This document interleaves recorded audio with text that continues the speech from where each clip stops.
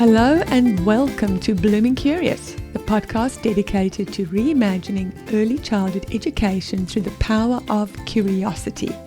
We explore the strategies that inspire a lifelong love for learning in children. So if you're an educator or a curious parent looking for creative, meaningful ways to engage children and move beyond the talk and chalk traditional classroom approach, then this is the podcast for you. Welcome to another episode of Blooming Curious. You know that moment when a student asks a question that stops you in your tracks? Not because it's complicated, but because it's so beautifully simple and curious that you realize they're doing exactly what we've been trying to teach all along. They're inquiring naturally. But here's the thing.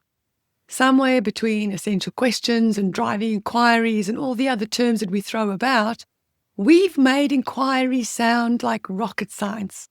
Today, I want to strip away all that jargon and show you how to make wonder work in your real classroom or homeschool environment with real children starting tomorrow. Inquiry isn't about perfect questions or elaborate protocols.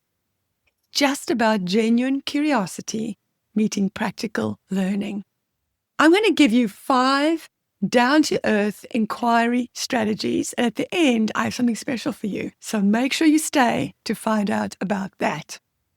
Number 1, start with real problems, not textbook questions. Instead of asking, what are the 3 branches of government? Try out, what do you think can happen at school if we change the lunch menu? But some kids want pizza and others want healthier options. How should we make this decision fairly? The difference is real problems have stakes. Children care about the outcome because it affects them. If you want to teach kids about fractions, instead of, giving them a piece of paper divided up into blocks, make an actual pizza or bring in cupcakes and say to the kids, how do we make sure that we get a fair share for 24 kids with these 3 pizzas? And suddenly fractions become real.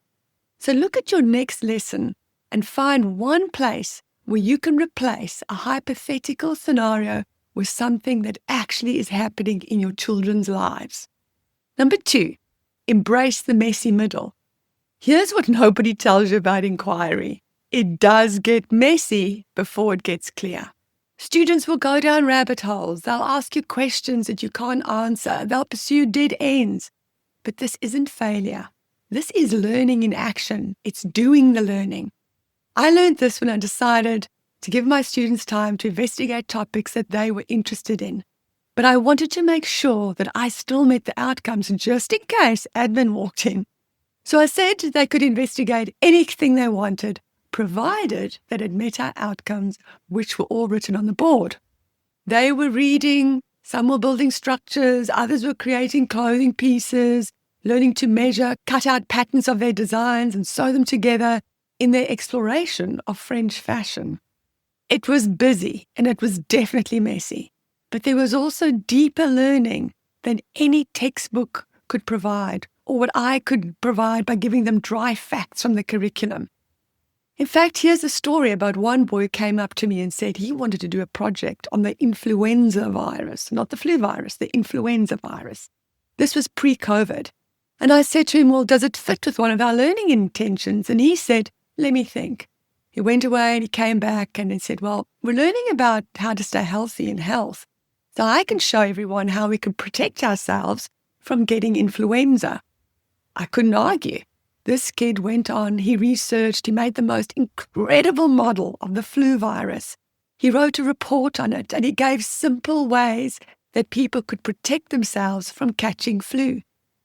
Now, doing that, what do you think he learned? He covered English writing, science, health, technology, inquiry skills, as well as how to work with others since he was doing this project with a partner. So here's the practical tip. When students veer off your planned path, ask yourself, are they still learning something valuable? And if it's yes, allow them to explore for a bit. Set a time limit if you need it, but don't stop their genuine curiosity. Tip 3, make learning visible with simple tools. You don't need fancy digital platforms to make inquiry work. Some of the best inquiry happens with basic tools like sticky notes and chart paper and just a good conversation. Try the notice, wonder, next method, where students look at something, a photograph, a data set, an artifact, or a problem, and they simply note what they notice, then what they wonder, and then what they want to investigate next. I've seen this in my pre-primary or kindergarten class, kindergarten for those of you in America, learning about ladybirds and then going on to explore how ocean animals move through the water. And with year 5 students collecting data on the amount of hours they sit stationary at desks. It's the same simple structure, but with different depths. Here's your practical tip. Create a classroom poster or area with your 3 columns. Use it regularly, not just for special inquiry projects. And even 5 minutes of notice, wonder, next can transform how students approach new content. Number 4, build on student questions. Don't replace them. Asking good questions is a skill. As educators, it's our job to ask good questions. But inquiry flips this. We need to help students ask their own good questions. This doesn't mean accepting every random wondering. It means teaching students to refine their curiosity. When a student asks, why is the sky blue? Don't immediately launch into, rally scattering. Instead, try, it's interesting. What do you notice about the sky that makes you wonder about the blue? Help them build on their natural curiosity rather than replacing it with your agenda. Here's your practical tip. Keep a parking lot of student questions visible in your classroom, and then regularly return to those questions and help students see which ones might connect to your current learning or could become mini investigations. In fact, in my interview with Tanya Gilchrist, she spoke about this. We can't veer off piste every time a student comes up with an interesting question that may not be relevant to what we're learning about at that moment. But you can just park those questions on a wonder wall and then choose 1 or 2 of those questions once a week to explore. This way, you also honor children's agency and everyone learns something new and interesting. I linked to a previous podcast episode about that too, where I've spoken exactly about how we can use wonder walls as actual tools in our classroom, not where just wanderings go to die. Number 5 is create low-stakes sharing opportunities. Inquiry dies when students feel like every question has to lead to a perfect presentation and project. Create informal ways as well for students to share their thinking. You can do think pair shares, you can do gallery walks, you can do just check-ins, or even just get them to talk to the person next to them. Allow students to quickly share one thing they figured out, or one thing they're still wondering about, or one connection they made, without any pressure. No grades, just a genuine exchange of ideas. Here's your practical tip. Build in sharing moments throughout your lesson, not just at the end. Let students process their thinking out loud regularly, and you'll be amazed at how their inquiry deepens. Now, how do we bring all this together? Inquiry really doesn't require big budgets or special equipment. It just requires a willingness to follow children's curiosity and your own. Inquiry isn't about having all the answers or implementing the perfect framework. It's about creating space for genuine wonder and giving students the tools to pursue their questions systematically. Now, here's my offer. If you're ready to bring more authentic inquiry into your classroom and you want practical support, then right now you can go and get the Curiosity Toolkit, which is a planning framework that helps you plan across the curriculum so that you can weave inquiry into your lessons.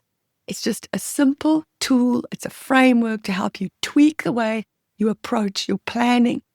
There are also metacognition question starters included that can help you get students thinking about their learning, and provocation station prompts, as well as 33, yes, 33 picture book suggestions across 8 broad themes with wonder questions included. And when you purchase this for the mere $10, you get free access to the Blooming Community, which is my private group where you can ask questions and get the support you need from other like-minded educators. To get the toolkit, you just go to go.bloomingcurious.com/curiosity toolkit. I'll leave a link in the show notes for you. Remember, the best inquiry starts with one simple question. What if?